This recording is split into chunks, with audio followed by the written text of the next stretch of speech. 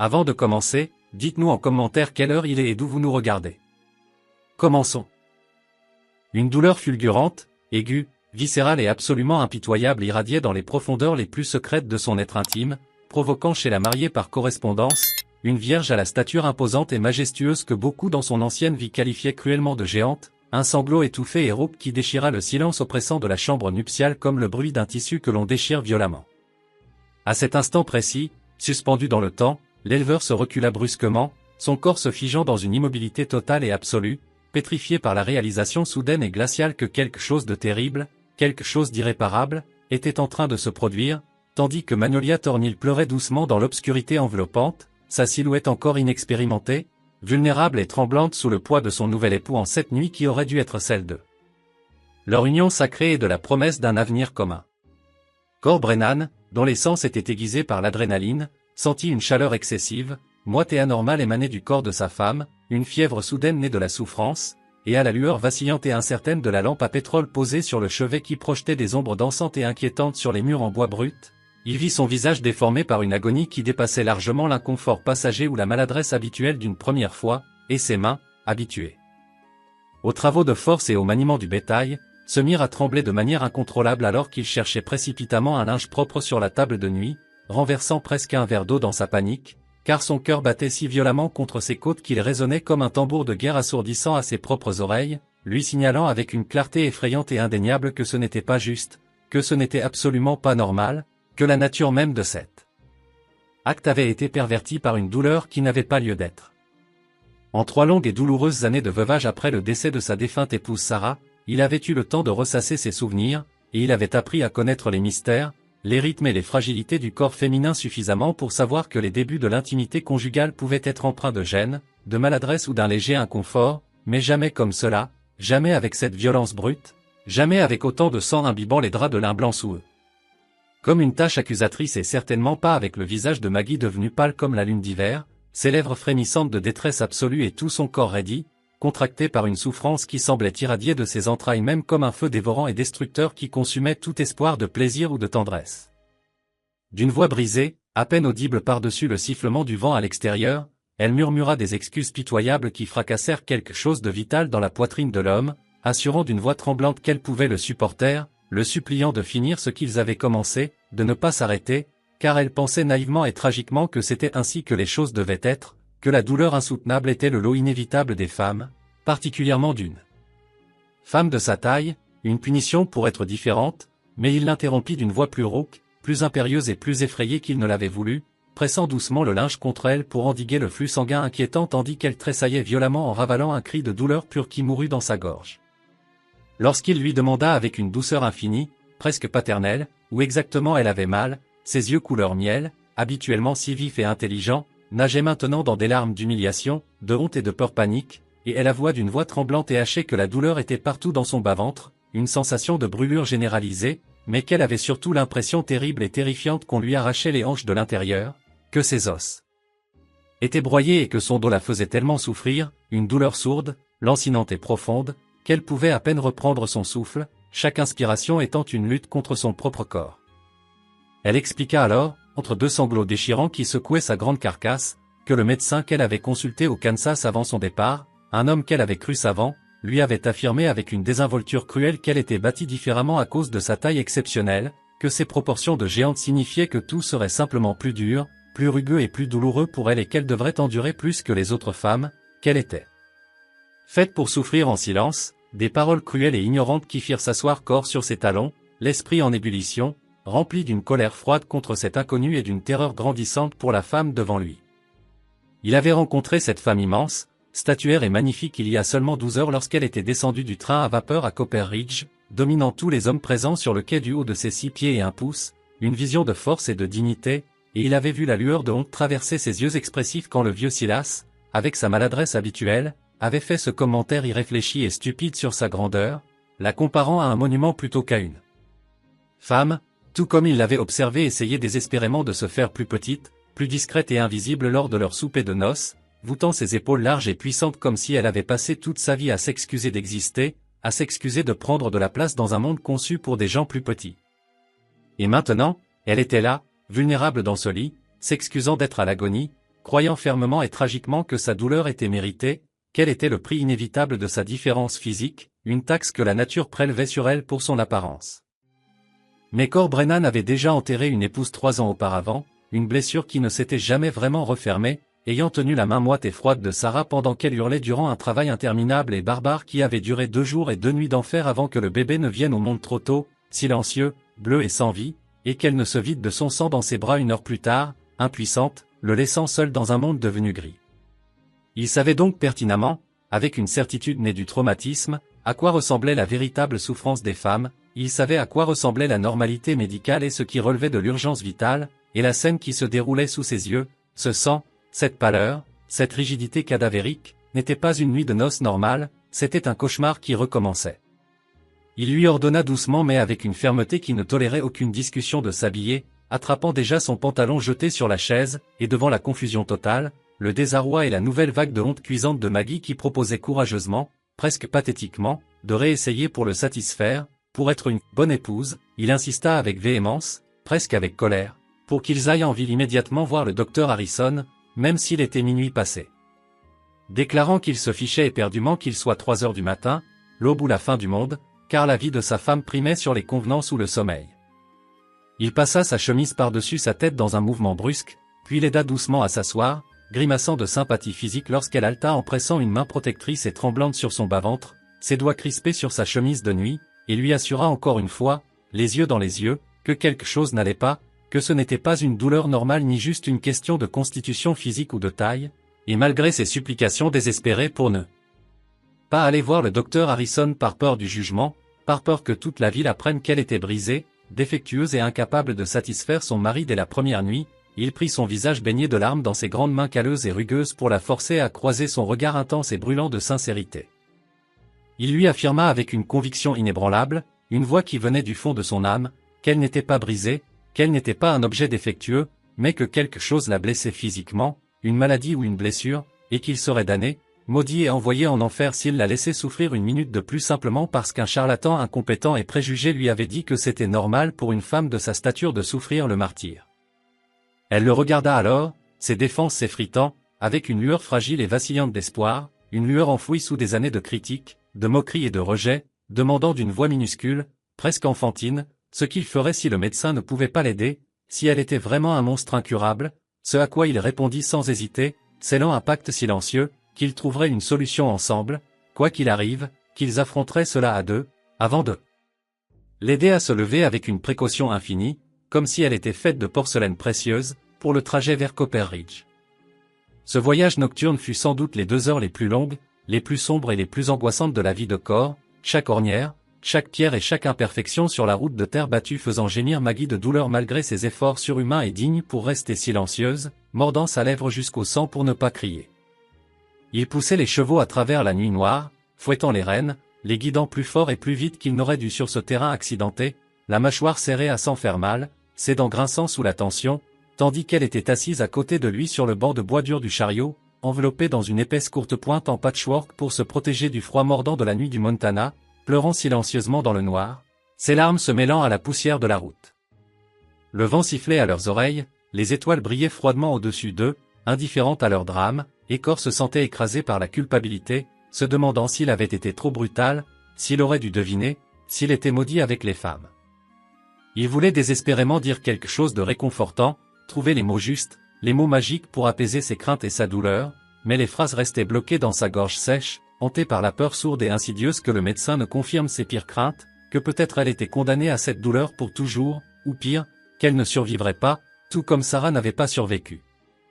Les lumières de la ville de Copperridge apparurent enfin à l'horizon, scintillant comme un phare d'espoir dans l'océan de ténèbres, et la maison du docteur Harrison se dressait à la lisière de la ville, un bâtiment blanc soigné, solide et rassurant avec une lampe à huile brûlant encore à la fenêtre du rez-de-chaussée, signe bienvenu que le vieux médecin, connu pour ses insomnies chroniques et ses heures tardives consacrées à l'étude, était encore éveillé.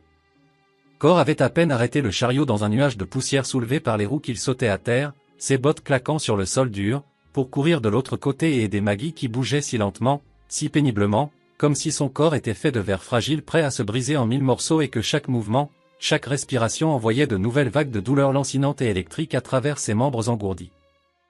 Il la soutint de tout son poids, sentant ces tremblements contre lui, et il frappa à la porte en bois massif assez fort pour faire trembler le cadre, le bruit résonnant comme un coup de tonnerre dans la nuit silencieuse, continuant de frapper jusqu'à ce que des palourdes se fassent entendre à l'intérieur. Le docteur Harrison ouvrit enfin la porte, méfiant, un fusil de chasse à la main par précaution contre les bandits de grand chemin et une grimace de mécontentement sévère sur son visage buriné par les éléments et les années de pratique, grimace qui disparut instantanément, remplacée par une alerte professionnelle, dès qu'il vit l'expression ravagée, terrifiée et suppliante de Cor et qu'il comprit en un coup d'œil que la femme affaissée contre lui était en danger immédiat. Cor, le souffle court, la voix rauque, expliqua d'une voix tremblante mais déterminée que quelque chose n'allait pas depuis longtemps et que personne, aucun médecin, aucun proche, n'avait jamais pris la peine de comprendre quoi, laissant cette femme souffrir dans l'ignorance. Le regard perçant, analytique et professionnel du docteur Harrison balaya le visage pâle, cireux et couvert de sueur froide de Maggie, notant sa posture voûtée par la souffrance, la façon dont elle se tenait le ventre, et le sang sombre que Cor pouvait maintenant voir tacher l'arrière de sa jupe claire malgré l'obscurité, une vision qui lui donna la nausée. L'expression du médecin se durcit, non pas de colère, mais de concentration, alors qu'il se retournait pour appeler immédiatement sa femme Martha d'une voix forte, lui demandant de venir l'assister sans délai. Martha Harrison, une femme robuste et maternelle, apparut quelques instants plus tard en robe de chambre, attachant ses cheveux gris à la hâte en un chignon strict, et prit immédiatement la situation en main. Elle s'approcha de Maggie et la prit en charge avec une douceur maternelle et une efficacité redoutable, passant un bras autour de sa taille pour l'emmener vers l'intérieur, vers un endroit plus confortable, chaud et privé, murmurant des paroles apaisantes que Cor ne pouvait pas entendre mais qui semblaient calmer un peu la respiration erratique de Maggie. Le docteur, bloquant l'entrée de la salle d'examen, demanda fermement à Cor d'attendre dans le vestibule, expliquant que l'examen initial était une affaire de femme pour le moment, qu'il devait préserver la pudeur de sa patiente et préparer les instruments nécessaires sans distraction. Bien que Cor, rongé par l'inquiétude et le besoin de protéger sa femme, voulut argumenter, protester et rester près d'elle pour lui tenir la main, un léger signe de tête de Maggie, un regard rapide rempli de peur mais aussi de confiance, lui donna la permission silencieuse de la laisser partir derrière le lourd rideau de velours qui séparait la salle d'examen du reste de la maison, le laissant seul, désespérément seul, avec ses peurs grandissantes et les fantômes de son passé qui revenaient le hanter dans cette salle d'attente familière où il avait déjà reçu tant de mauvaises nouvelles. Resté seul avec le docteur Harrison dans la petite salle d'attente silencieuse, dont les murs semblaient imprégnés de décennies d'odeurs médicinales, d'éther, d'alcool à friction et de vieux papiers jaunis, Cor Brennan sentait son cœur battre à tout rompre contre sa cage thoracique, un rythme effréné et douloureux qui refusait de s'apaiser, tandis que ses mains, posées sur ses genoux, tremblaient encore. D'une adrénaline qui tournait doucement à la nausée. Le vieux médecin, après s'être essuyé les mains sur un chiffon propre, se tourna vers lui, son regard scrutateur et intelligent fixant l'éleveur avec une intensité qui semblait vouloir lire directement dans son âme, cherchant à comprendre la nature exacte de la relation qui unissait cet homme robuste à la femme terrifiée qui se trouvait de l'autre côté du rideau. D'une voix faussement neutre, conçue pour ne rien révéler de ses propres pensées, il brisa le silence pesant en demandant depuis combien de temps ils étaient mariés, une question simple en apparence mais chargée de sous-entendus dans ce contexte nocturne et dramatique. Cor, la gorge sèche et nouée, répondit d'une voix rauque que cela faisait exactement 12 heures, précisant avec une honnêteté brutale qu'elle était une épouse par correspondance venue du Kansas et que cette nuit qui avait tourné au cauchemar sanglant, était supposée être leur nuit de noces, le moment de leur première union intime. À ces mots, les sourcils broussailleux et gris du docteur Harrison se levèrent d'un cran, marquant une surprise non dissimulée, et il nota avec une approbation tacite, presque imperceptible, que Cor l'avait amené ici, chez un médecin, au beau milieu de la nuit, au lieu de simplement pousser son droit conjugal et de forcer les choses comme tant d'autres hommes de l'Ouest, endurcis par une vie rude et souvent peu enclin à la délicatesse, l'aurait fait sans hésitation. Cor sentit une bouffée de colère défensive monter en lui, ses mains se serrant en poing si fort que ses articulations blanchirent, et il rétorqua avec une véhémence sourde qu'il n'était pas un animal sauvage, qu'il n'était pas une bête brute incapable d'empathie, et que lorsqu'une femme, quelle qu'elle soit, montrait des signes d'une telle douleur, on s'arrêtait immédiatement, sans discussion, sans négociation.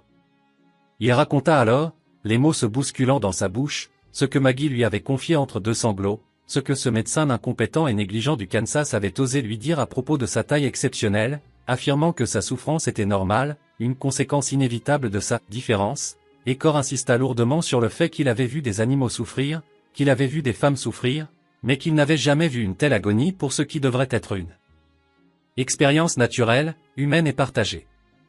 Le docteur Harrison écouta sans interrompre, son visage restant impassible, puis hocha lentement la tête avant de se retourner et de disparaître à son tour derrière le lourd rideau de velours, laissant Cor seul avec le tic-tac obsédant de l'horloge grand-père qui semblait égrener les secondes d'une condamnation à mort. Les minutes qui suivirent s'étirèrent, se déformèrent, devenant des heures interminables, des éternités de silence ponctuées seulement par le murmure indistinct des voix de l'autre côté de la cloison, le cliquetis métallique des instruments chirurgicaux posés sur un plateau, et parfois, le bruit étouffé d'un gémissement qui faisait se contracter tous les muscles du corps de Cor. Il se leva, incapable de rester assis, et commença à arpenter la petite pièce, ses bottes usant le plancher de bois, tournant en rond comme un lion en cage, l'esprit assailli par des images du passé, par le souvenir de Sarah dans ce même cabinet, par la peur viscérale de perdre encore une fois quelqu'un qu'il commençait à peine à connaître mais qu'il s'était juré de protéger. Qu'est-ce qui prenait si longtemps? Était-ce une hémorragie interne? Une infection?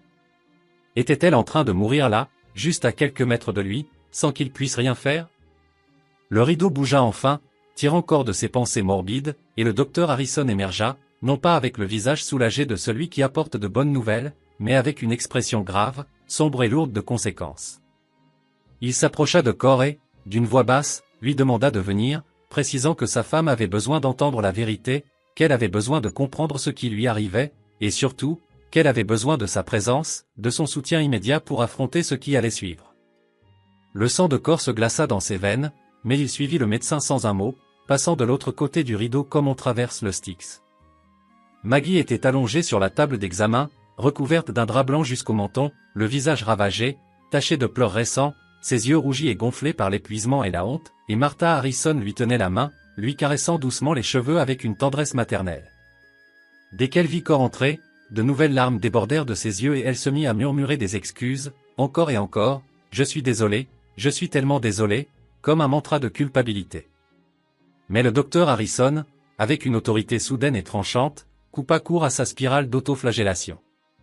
Il tira un tabouret, s'assit face à elle, joignit ses mains usées par le travail et la fixa avec un sérieux absolu. Il lui expliqua, en articulant chaque mot pour qu'il n'y ait aucune méprise, qu'elle souffrait d'une condition médicale bien réelle, complexe et sévère appelée endométriose. Voyant l'incompréhension dans les yeux de Maggie, il continua, décrivant avec précision comment le tissu qui ne devrait normalement croître qu'à l'intérieur de l'utérus pour accueillir une grossesse se développait de manière anarchique et invasive à l'extérieur, sur ses ovaires, ses trompes de Fallope, et même sur la paroi externe d'autres organes, créant des adhérences, des kystes et une inflammation chronique. Il expliqua que chaque mois, lorsque son cycle naturel se produisait, ce tissu saignait lui aussi, mais n'ayant aucune issue vers l'extérieur, le sang s'accumulait, causant des douleurs atroces, des lésions internes et des cicatrices permanentes. Et comme si cela ne suffisait pas, il ajouta une seconde vérité, plus cruelle encore, elle présentait également une malformation congénitale, un utérus bicorne, ce qui signifiait que son utérus n'avait pas la forme normale d'une poire, mais était divisé en deux cornes, une anomalie physique qui, combinée à l'endométriose sévère, rendait l'intimité physique non seulement difficile mais véritablement torturante, et la grossesse presque impossible à concevoir ou à mener à terme. Les mots tombèrent dans le silence de la pièce comme des pierres dans un puits profond. Cor vit le visage de Maggie se décomposer, s'effondrer sur lui-même alors qu'elle portait une main tremblante à sa bouche pour étouffer un sanglot de désespoir pur. « Alors je suis brisée, chuchota-t-elle d'une voix éteinte, je le savais. J'ai toujours su qu'il y avait quelque chose de mauvais en moi. » Non. La voix du docteur Harrison claqua comme un fouet, ferme et sans appel.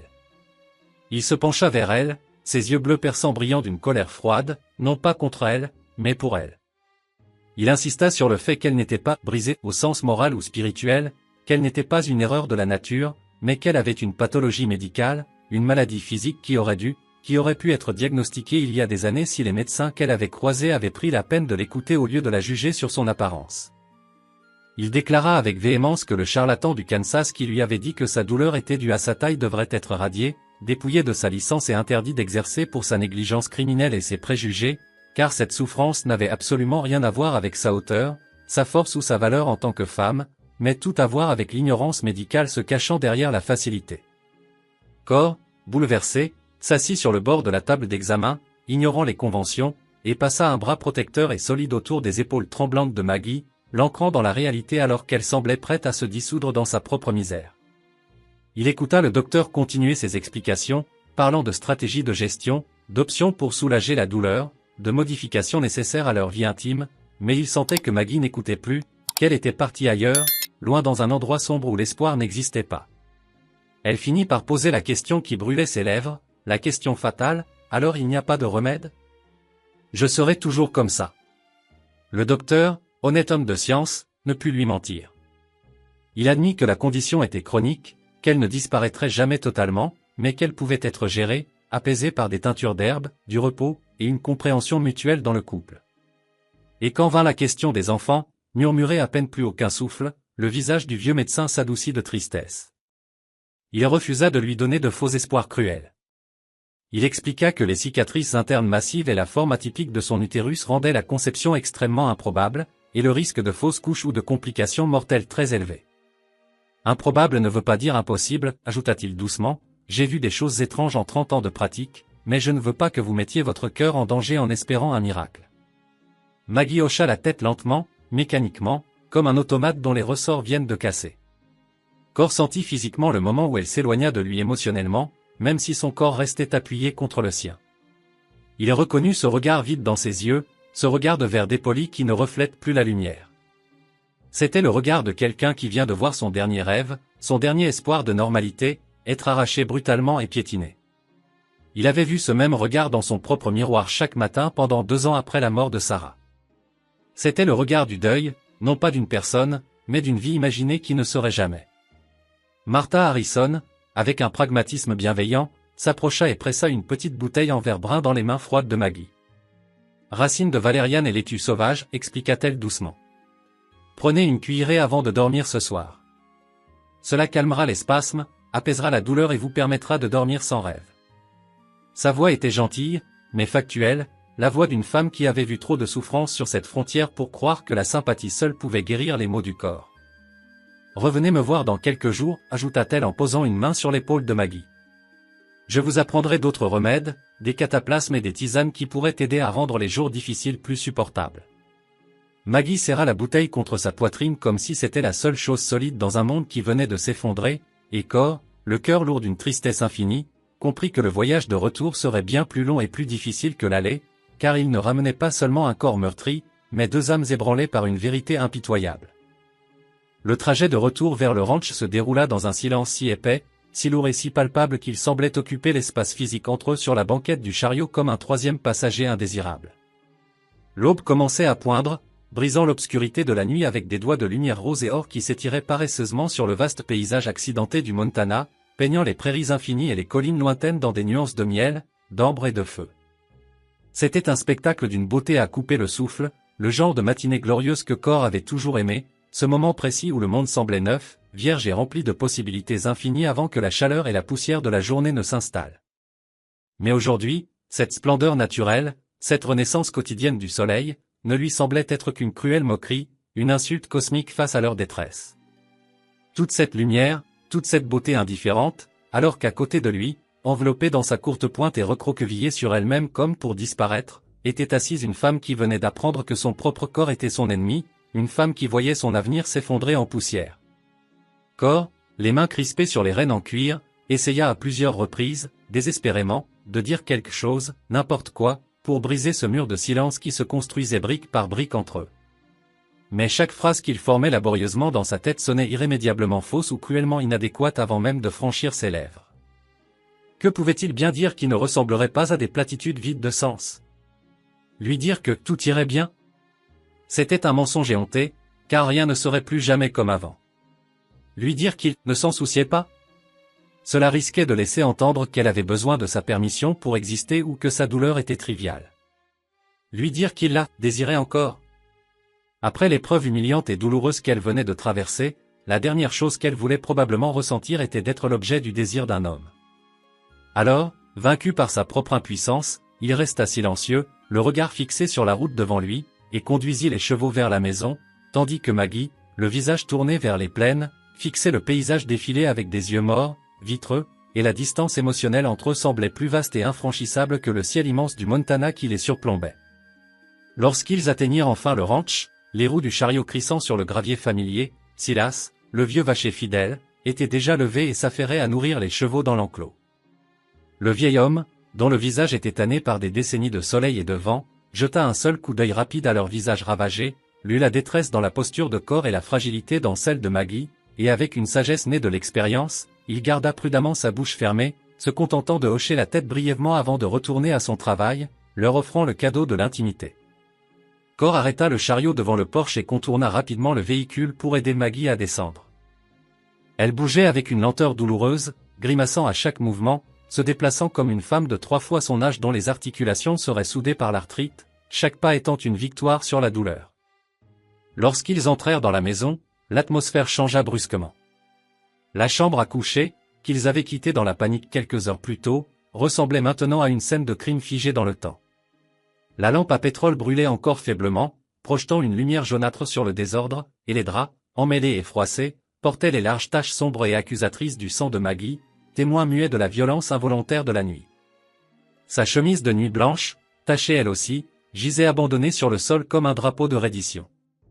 Maggie s'arrêta net dans l'embrasure de la porte, son corps se raidissant alors qu'elle fixait le lit, et Cor vit son visage, déjà pâle, devenir d'une blancheur spectrale, comme si tout le sang restant quittait son visage.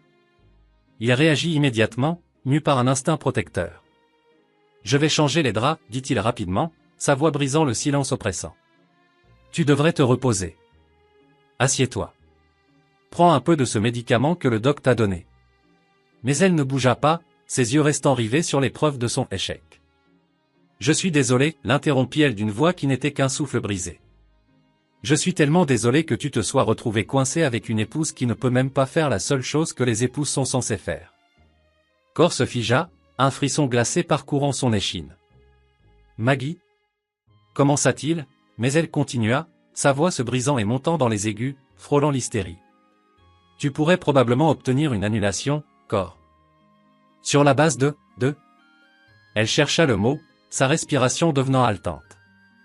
Quel que soit le terme légal pour une femme qui est trop brisée, trop défectueuse pour consommer le mariage. Tu as le droit de me renvoyer. À ces mots, Cor sentit quelque chose se briser violemment à l'intérieur de sa poitrine, une digue qui retenait ses propres émotions depuis trop longtemps. Il traversa la pièce en 3 longues enjambées décidées, ignorant la distance physique, et la saisit par les épaules, non pas avec brutalité, mais avec une fermeté suffisante pour la secouer, pour la forcer à sortir de sa spirale de haine de soi et à le regarder.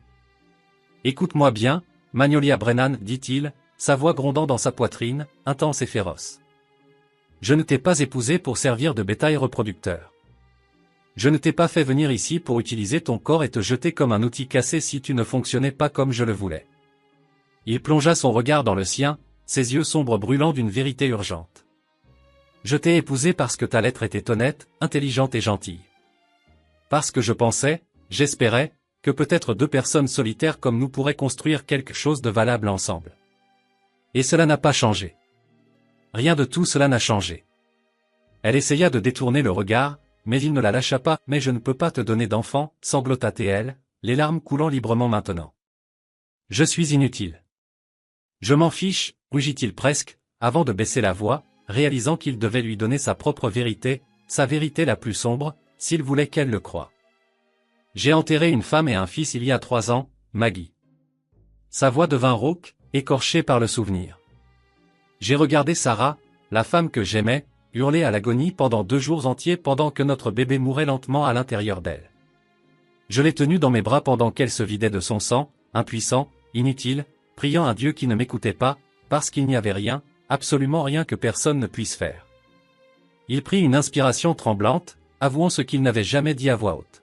« Tu veux savoir la vérité ? La simple pensée de traverser cela à nouveau, de risquer de perdre quelqu'un d'autre de cette façon, me terrifie plus que l'enfer lui-même. Cela me terrifie plus que de mourir seul. » Il relâcha légèrement sa prise, ses mains glissant de ses épaules pour encadrer doucement son visage. « Alors non, Maggie. Je n'ai pas besoin que tu me donnes des enfants. Je n'ai pas besoin d'héritier au prix de ta vie. J'ai besoin de toi vivante. J'ai besoin de toi entière, en bonne santé, et pas en train de te détruire l'âme et le corps en essayant d'être quelque chose que tu ne peux pas être. » Elle le fixa, ses grands yeux couleur miel écarquillés, nageant dans les larmes, cherchant une trace de mensonge sur son visage et n'en trouvant aucune. « Alors qu'est-ce que tu attends de moi ? » demanda-t-elle dans un murmure perdu. « J'ai besoin que tu te donnes le temps de guérir, répondit-il avec ferveur. J'ai besoin que tu arrêtes de t'excuser pour une condition médicale qui n'est pas ta faute, qui n'est pas un péché. J'ai besoin que tu me crois quand je te dis que tu n'es pas brisé. Il laissa ses mains glisser pour prendre les siennes, grandes et froides, dans les siennes, chaudes et calleuses. Et j'ai besoin que tu me fasses assez confiance pour me dire la vérité sur ce que tu ressens, sur ta douleur, au lieu d'essayer de tout endurer seul en silence comme une martyre. Je ne sais pas comment faire ça, avoua-t-elle, sa voix tremblant de vulnérabilité. J'ai passé toute ma vie à juste endurer, à serrer les dents. Alors nous apprendrons ensemble, promit-il en pressant doucement ses mains.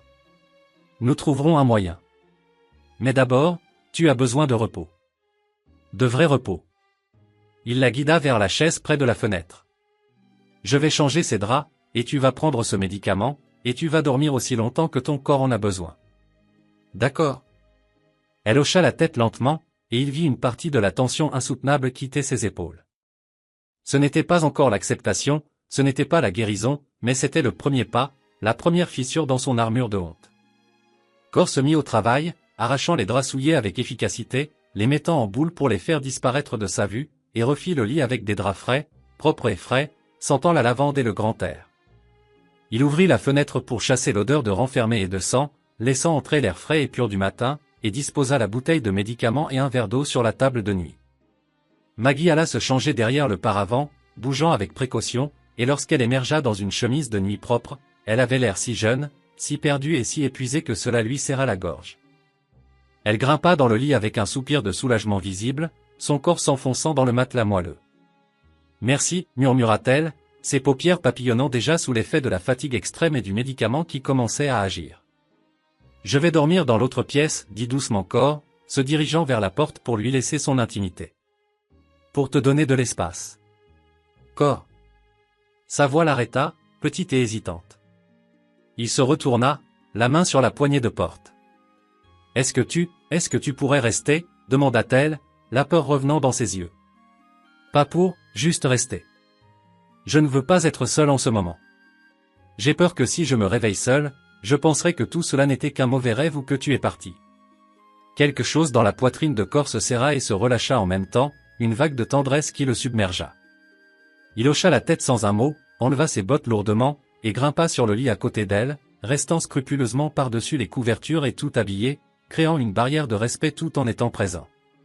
Elle se tourna immédiatement vers lui, cherchant sa chaleur, pressant son visage contre son épaule solide.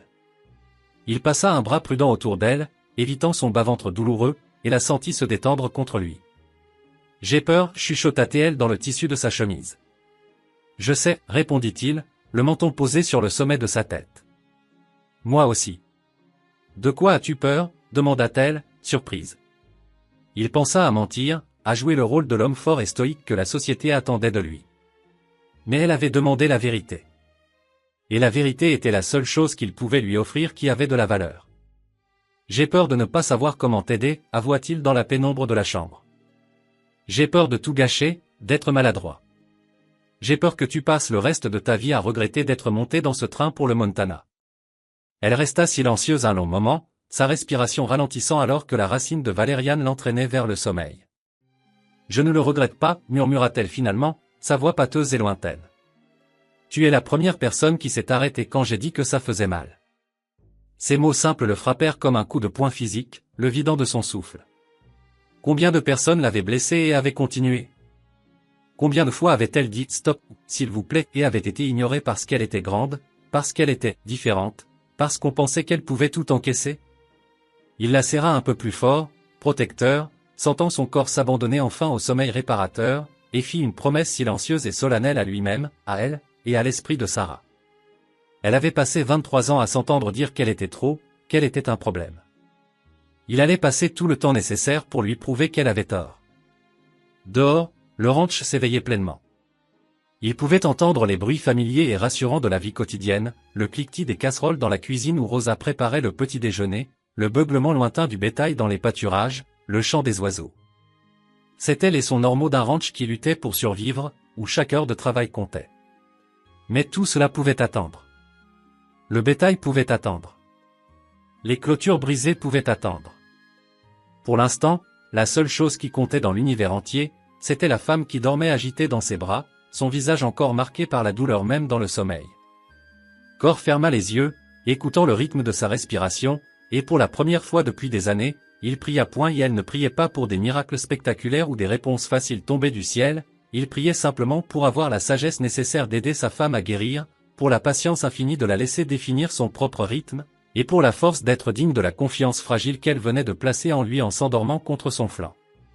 Le soleil du matin grimpa plus haut dans le ciel, inondant la pièce d'une lumière dorée et chaleureuse, et Cor Brennan resta là, immobile, tenant dans ses bras sa femme brisée mais pas détruite, se demandant comment il allait tenir la promesse qu'il venait de se faire alors qu'il savait à peine comment se maintenir lui-même en un seul morceau. Mais il se jura qu'il trouverait une solution, qu'ils apprendraient à naviguer dans cette nouvelle réalité ensemble, parce que c'est ce que font les partenaires, ils se portent mutuellement lorsque le fardeau devient trop lourd pour une seule paire d'épaules. Et Dieu sait que Maggie avait porté son fardeau seule pendant bien trop longtemps. Lorsqu'elle s'éveilla enfin, des heures plus tard, alors que le soleil de l'après-midi traversait les fenêtres en biais, créant des motifs de lumière sur le plancher, elle le trouva toujours là, toujours à ses côtés, son propre épuisement l'ayant finalement rattrapé. Elle étudia son visage endormi avec une curiosité nouvelle, notant les lignes de chagrin profondément gravées autour de sa bouche, le gris qui commençait à parsemer ses cheveux noirs aux tempes, et les callosités sur ses mains détendues qui racontaient une histoire de dur labeur et d'années impitoyables. Il s'était arrêté pour elle, réalisa-t-elle avec un émerveillement qui peinait à s'ancrer dans son esprit. Il avait écouté quand elle avait dit que ça faisait mal, il avait mis ses besoins avant ses désirs, il l'avait emmené chercher de l'aide au lieu de prendre ce qu'il voulait par la force ou le droit conjugal. Peut-être, pensa-t-elle somnolente, encore à moitié prise dans le brouillard bienveillant du médicament et de la douleur résiduelle, peut-être que cela pouvait marcher, peut-être que deux personnes abîmées par la vie pouvaient créer quelque chose d'entier ensemble, non pas en essayant désespérément de se réparer l'un l'autre, mais en étant brutalement honnête sur toutes les fissures, les cicatrices et les endroits endommagés, et en choisissant délibérément de rester malgré tout. Ce n'était certainement pas le conte de fées qu'elle avait imaginé petite fille en lisant des livres à la lueur d'une bougie, mais après tout, les contes de fées n'avaient jamais de géante dans leurs pages, du moins pas celle qui obtenait une fin heureuse. Peut-être était-il temps d'écrire une histoire différente, une histoire où la géante avait le droit d'être l'héroïne au lieu du monstre à abattre, où l'éleveur cicatrisé avait le droit d'aimer à nouveau sans trahir ce qu'il avait perdu, et où deux personnes qu'on avait dites trop, pas assez, découvraient qu'elles étaient exactement ce qu'il fallait l'une pour l'autre. Elle ferma les yeux et se laissa dériver vers le sommeil, et cette fois, elle ne rêva pas de douleur, de honte ou de toutes les façons dont son corps l'avait trahi, mais elle rêva des ciels immenses du Montana et d'un homme dont les mains savaient quand s'arrêter et dont le cœur savait comment rester.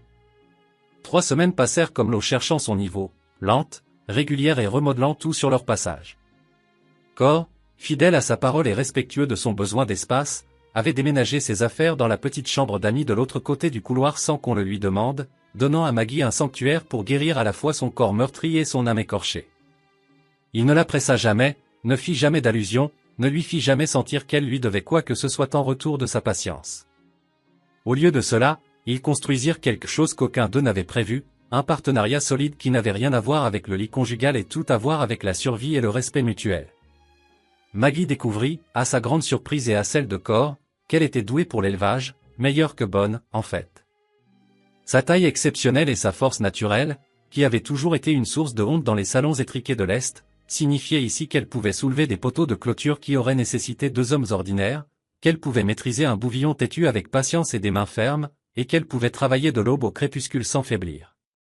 Cor l'observa un après-midi alors qu'elle apprivoisait un cheval effrayé dans le corral, sa voix basse et apaisante tissant une mélodie de calme, ses mains massives se révélant étonnamment délicates et précises alors qu'elle caressait l'encolure de l'animal tremblant, et quelque chose se déplaça dans sa poitrine, une admiration qui n'avait rien à voir avec le devoir. « Tu es une naturelle, dit-il sincèrement lorsque le cheval se calma enfin, soufflant doucement contre la paume de Maggie. Elle le regarda, surprise par le compliment. « J'ai grandi dans une ferme, répondit-elle simplement. Les animaux se fichent de ta taille, ils se fichent de savoir si tu es une dame ou un monstre, ils veulent juste savoir si tu es sûr. Les gens devraient prendre des leçons des animaux, murmura Cor.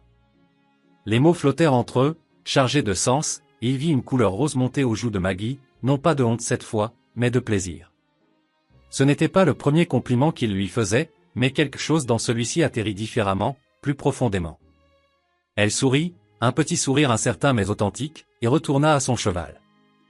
Les soirées devinrent leur moment privilégié. Après le souper préparé par Rosa, ils s'asseyaient dans le petit salon avec les livres de contes éparpillés entre eux sur la table basse, et Cor découvrit que Maggie avait un esprit pour les chiffres qui faisait honte à ses propres calculs laborieux. En une seule soirée, elle réorganisa tout son système de grands livres, trouva 3 erreurs de facturation coûteuses qu'il avait manquées dans sa fatigue, et projeta leurs dépenses d'hiver avec une précision effrayante qui leur permettrait d'économiser suffisamment pour acheter de nouvelles semences au printemps. « Tu devrais être ma partenaire dans cette opération, dit-il un soir, la regardant travailler à la lueur de la lampe, fasciné par sa concentration. Pas juste ma femme sur le papier, ma véritable partenaire d'affaires. Elle leva les yeux du grand livre, son crayon suspendu en l'air. Y a-t-il une différence, demanda-t-elle doucement. Il devrait y en avoir une, affirma-t-il. Je veux ton opinion sur les décisions du ranch, je ne veux pas juste que tu exécutes les ordres. Je veux que ton nom figure sur le titre de propriété à côté du mien. Il hésita un instant, puis poussa plus loin, voulant qu'elle comprenne l'ampleur de son engagement. Je veux que tu saches que tu as une place ici qui est la tienne de droit, légalement et moralement, pas juste par mariage. Si quelque chose m'arrive, ou si tu décides un jour que tu ne peux plus me supporter, ce ranch est autant à toi qu'à moi.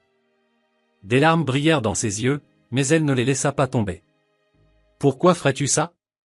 Parce que tu l'as mérité, répondit-il simplement. Parce que c'est juste. Et parce que... Il croisa son regard à travers la lumière dorée de la lampe. Parce que je ne veux pas que tu restes avec moi par obligation, par peur ou parce que tu n'as nulle part où aller. Je veux que tu restes parce que tu le choisis. Cette nuit-là, elle ne monta pas directement dans sa chambre après le travail. Elle s'attarda dans l'encadrement de la porte du salon, sa main posée sur le bois, son expression indécise. Cor, est-ce qu'on pourrait juste s'asseoir ensemble? Pour un moment? Il fit immédiatement de la place sur le petit canapé en velours usé, et elle vint s'asseoir à côté de lui, prenant soin de garder quelques centimètres de distance respectueuse entre eux. Mais après un moment de silence confortable, regardant les braises mourantes dans la cheminée, elle pencha doucement sa tête sur son épaule, et il sentit le souffle tremblant qu'elle relâchait, comme si elle déposait un poids énorme. Son bras vint automatiquement autour d'elle, l'enveloppant, et ils restèrent ainsi jusqu'à ce que le feu ne soit plus que des cendres rougeoyantes, ne parlant pas, ne faisant rien d'autre qu'exister dans le même espace sans douleur, sans pression et sans attente. C'était la première fois depuis leur nuit de noces désastreuse qu'elle choisissait délibérément de le toucher, et Cor traita cette confiance comme la chose la plus précieuse et la plus fragile qu'il ait jamais tenue.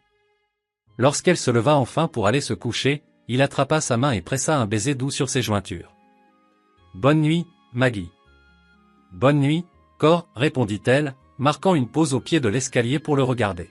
« Merci d'être patient. Prends tout le temps dont tu as besoin, lui assura-t-il. Je ne vais nulle part. » Mais la patience fut mise à rude épreuve une semaine plus tard lorsque Duncan Flint, un éleveur voisin connu pour son tempérament violent, les coinça à l'extérieur du magasin général en ville. L'homme était ivre, méchant, et ses yeux injectés de sang parcoururent la silhouette de Maggie avec un mépris non dissimulé. « J'ai entendu dire que tu t'étais trouvé une épouse de foire, Brennan, ricana-t-il assez fort pour que la moitié de la rue principale entende et s'arrête. Quel est le problème? Tu ne pouvais pas trouver une vraie femme pour réchauffer ton lit? Tu as dû commander une géante par catalogue. » Le poing de Cor percuta le visage de Flint avant même que Maggie ne puisse traiter l'insulte ou baisser la tête de honte. L'éleveur tomba lourdement dans la poussière, le sang jaillissant de son nez cassé, et Cor se tint au-dessus de lui avec une fureur meurtrière dans les yeux, ses poings encore levés. « C'est de ma femme que tu parles, » dit-il d'une voix mortellement calme qui glaça l'assistance bien plus qu'un cri. « C'est ma partenaire. Et tout homme qui a un problème avec elle, ou qui manque de respect à son égard, aura affaire à moi directement. » La foule rassemblée se tut instantanément. Maggie resta figée, son visage brûlant de la honte familière d'être le centre de l'attention pour sa différence, mais aussi d'autres choses, quelque chose de chaud, de féroce et d'inconnu qui ressemblait presque à de la fierté. Personne, jamais dans sa vie, ne l'avait défendu comme ça. Personne n'avait jamais fait saigner quelqu'un pour avoir manqué de respect à sa dignité. Cor se tourna vers elle, ses jointures enflant déjà et tachées de sang. « Tu es prête à rentrer ?» demanda-t-il doucement, ignorant l'homme gémissant à terre. Elle hocha la tête, incapable de parler à cause de la boule dans sa gorge. Ils marchèrent vers le chariot ensemble, sa main protectrice posée dans le creux de son dos, et la foule s'écarta pour eux comme les eaux de la mer Rouge, non plus par moquerie, mais par un respect craintif. Ce soir-là, Maggie vint à sa chambre. Elle se tenait dans l'embrasure de sa porte, portant sa chemise de nuit blanche, ses cheveux brun miel détachés tombant en cascade sur ses épaules larges, et Cor s'assit dans son lit si vite qu'il faillit renverser la lampe de chevet. « Maggie? Qu'est-ce qui ne va pas? » « Rien ne va mal, dit-elle, sa voix tremblant légèrement mais restant déterminée. « Juste après aujourd'hui, après ce que tu as fait pour moi en ville, je veux essayer à nouveau. » Cor sentit son cœur martelé contre ses côtes. « Pas parce que je le dois, s'empressa-t-elle d'ajouter. Parce que je le veux. Parce que je veux être proche de toi. »« Tu es sûr ?» demanda-t-il, cherchant une trace d'hésitation dans ses yeux. « Nous n'avons pas à nous précipiter. »« Je suis sûr. » Elle entra dans la pièce et ferma doucement la porte derrière elle, scellant leur intimité. « Mais j'ai besoin que tu me promettes quelque chose. » Elle s'approcha du lit. « Si je dis que ça fait mal, si je dis stop, tu t'arrêteras comme tu l'as fait avant. »« Toujours, jura-t-il d'une voix rauque. »« Toujours, Maggie. Je te le promets sur ma vie. » Ce qui se passa ensuite ne ressembla en rien à leur nuit de noces cauchemardesque. Cette fois, Cor prit des heures, pas des minutes. Il l'embrassa jusqu'à ce qu'elle cesse de trembler, il la toucha avec une vénération qui lui fit oublier ses complexes, explorant son corps non pas comme un territoire à conquérir mais comme un paysage à découvrir. Il apprit chaque endroit qui la faisait soupirer de plaisir et chaque angle qui la faisait se tendre de douleur, écoutant religieusement quand elle chuchotait « pas là » ou plus doucement « attends ». Il s'ajusta quand elle avait besoin de changer de position pour soulager son bassin, il s'arrêta net quand sa respiration changeait de la mauvaise façon, et il la félicita doucement quand elle osait lui dire ce dont elle avait besoin au lieu de subir en silence. Et quand ils s'unirent enfin, quand son corps l'accepta avec seulement la douleur sourde que le docteur Harrison avait prédite et non l'agonie déchirante de la première fois, quand elle le regarda avec des larmes dans les yeux et murmura « C'est bon, continue, c'est bon », Cor sentit quelque chose se briser et s'ouvrir dans sa poitrine, quelque chose qui avait été verrouillé à double tour depuis la mort de Sarah. « Est-ce que ça a fait mal ?» demanda-t-il plus tard, lissant ses cheveux humides en arrière de son front alors qu'ils étaient allongés l'un contre l'autre, emmêlés dans les draps. « Oui, admit-elle honnêtement. Mais c'était aussi bon. Vraiment bon. Et tu étais là avec moi, pas juste au-dessus de moi. » Son sourire en réponse fut la première expression vraiment non gardée, joyeuse et légère qu'elle voyait sur son visage. « Nous continuerons à pratiquer alors, plaisanta-t-il doucement. Pour des raisons purement médicales, bien sûr. » Son rire fut surpris, brillant et beau dans la nuit calme. Bien sûr, les mois qui suivirent apportèrent des défis et des changements qu'aucun d'eux n'aurait pu prédire. Maggie commença à accompagner le docteur Harrison lors de tournées difficiles, aidant aux naissances compliquées et soignant les blessures des animaux, ses mains stables et sa présence calme la rendant inestimable pour la communauté qu'il avait autrefois jugée. Cor tint sa promesse et ajouta son nom au titre de propriété, l'introduisant fièrement à tous comme sa partenaire, corrigeant quiconque osait l'appeler simplement sa femme.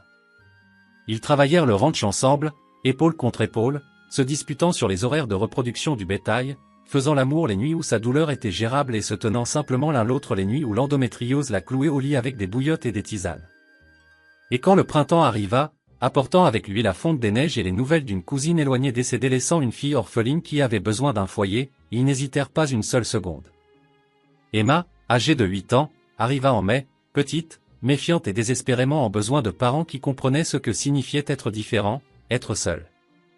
Un an jour pour jour après que Maggie soit descendue de ce train à Copper Ridge, elle se tenait sur le porche du ranch Brennan Thornhill, une main posée sur la rambarde qu'elle avait aidé à réparer, regardant Cor et Emma ramener le troupeau vers l'étable sous le ciel immense du soir. La pratique médicale informelle qu'elle avait bâtie prospérait, le ranch était enfin profitable, et l'homme qui s'était arrêté quand elle avait dit que ça faisait mal lui avait appris, jour après jour, que l'amour n'était pas une question d'être parfait, entier ou réparé. C'était une question d'être vu, vraiment vu, et d'être choisi chaque jour malgré tout. Ce soir-là, après qu'Emma fut endormie et que les étoiles du Montana, froides et brillantes, flambaient au-dessus de leur tête, Cor attira Maggie dans ses bras sur le porche et l'embrassa comme il l'avait fait 1000 fois auparavant, avec passion et gratitude. « Je t'aime » murmura-t-elle contre sa bouche, les mots venant facilement maintenant. « Je t'aime aussi, ma magnifique épouse, » répondit-il. Et à cet instant, Magnolia Thornhill Brennan, la fille qu'on avait appelée géante, monstre et brisée, comprit enfin, au plus profond de ses os, ce que signifiait le mot « maison ».